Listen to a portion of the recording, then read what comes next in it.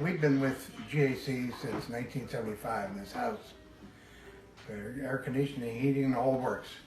So when I saw that they started up with electrical, I said, well, if they're as good there as they are with heating, that's a place for me.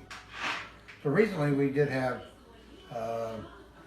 call up, and Gil came out here, and I had some ideas what I wanted done, and of course he explained the charge. I mean, it's just like being a taxi, it's time. And of course with the discount of the heating service, when I was finished, turned out the fee that I paid for last year, I made it up on the discounts on the electrical service.